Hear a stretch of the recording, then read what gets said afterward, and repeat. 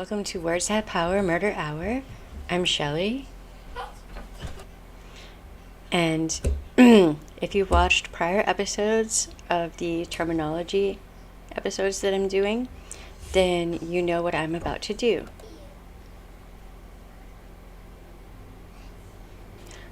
Big shout out to Bailey Syrian for inspiring the makeup portion of this video.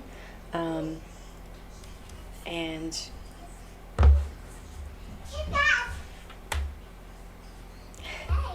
baby girl's going after the kitty. I know. I know the kitty goes up there, yeah. That's the kitty's hiding spot.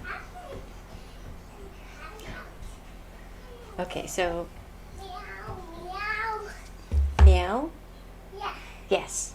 Go watch your cartoons, monkey. Watch your cartoons while you can.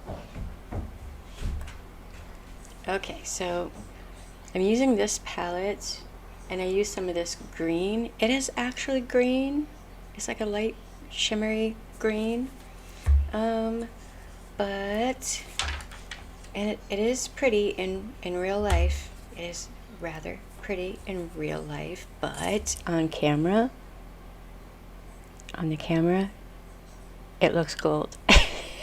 You can't even see that there's any green in there.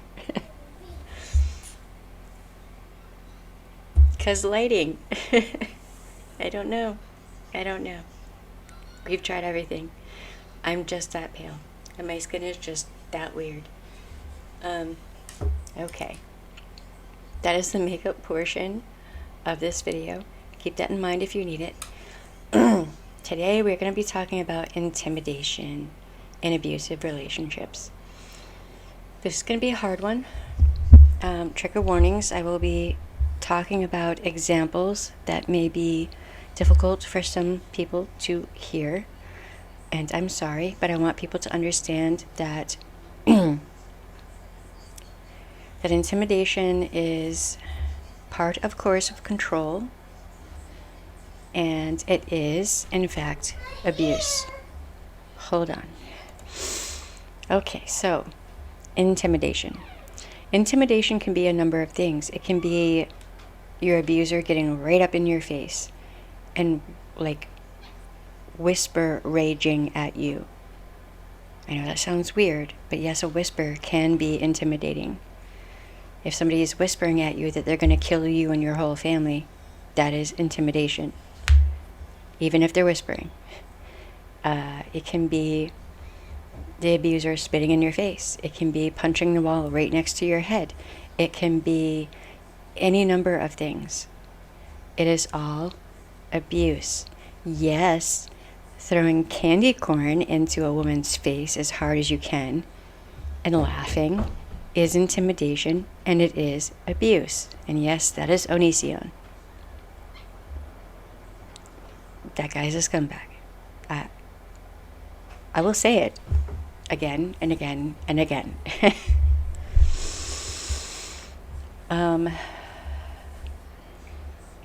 So intimidation often goes into facial expressions, body language. Intimidation can also be jumping on the hood of your car so you can't leave to go to work. It can be standing outside of your work, looking in a window at the victim while she's just trying to sit there and work or do, whatever her work entails. Intimidation ultimately is anything that intercedes into and attempts to force a victim to do as the abuser says, using facial expressions, body language, and usually with force, but not always. Intimidation can be very insidious, just like all the other forms of abuse. So intimidation, it can be very, very subtle. It doesn't always have to be like an explosive expression of violent rage. It can be really, really subtle. So if you're a family member or a friend of someone and you think they're in an abusive relationship, maybe you've heard some verbal abuse, maybe you've seen the isolation, the social isolation and abuse, maybe you have an idea there's something going on. If you see something and your gut instinct is telling you he's abusing her, he's intimidating her, listen to that. And if you have someone doing that to you, don't make excuses for them. A lot of the time we do that. I'm a survivor. I did that as well. Don't make those excuses. You have a right to live without having someone try to intimidate you to act the way they want you to act, or be the way they want you to be, or whatever. It isn't funny, like idiot boy Onision thinks. It isn't funny. It is not satire.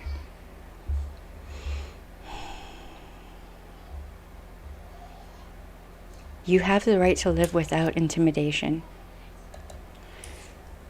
So with intimidation, I have actually seen abusers during a domestic violence call with the cops, okay, try to intimidate a victim and the cops, and then just end up in handcuffs, carted off to jail.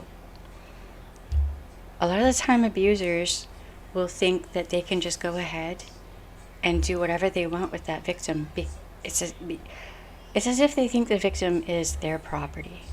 So they can just do whatever they want. And it doesn't matter if law enforcement is there. It doesn't matter if family and friends are there. It doesn't matter who sees it with some abusers.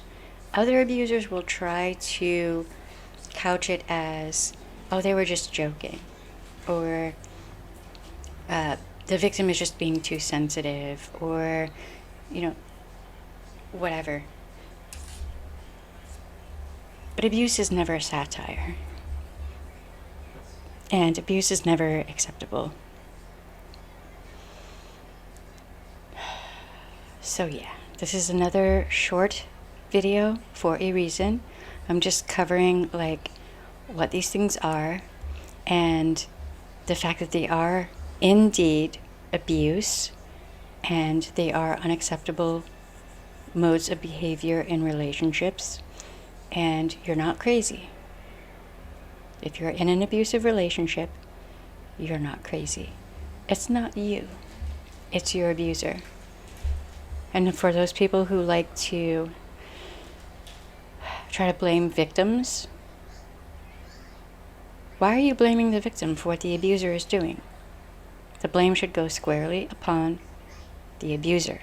The one who chooses to abuse is the one who should be blamed for the abuse, not the victim. Stop victim blaming. If you are a family member of someone who is being abused, or a friend, whatnot, please be patient with the victim. Let them know that you will be there for them when, not if, but when they get out of that abusive relationship. Be patient. Because eventually they're going to get tired of being abused.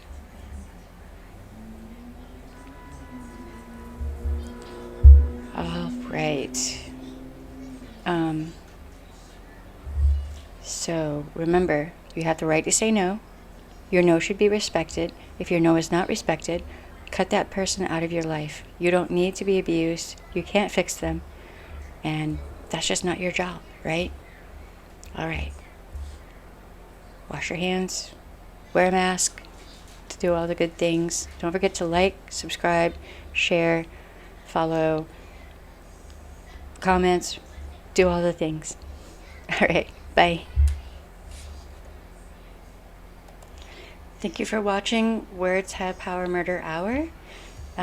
Please remember to like, share, subscribe, follow, comments, do all the things. It helps us with the algorithm, which helps get the videos up where people who need them might see them. Thank you, and have a good day, night, whatever. Bye.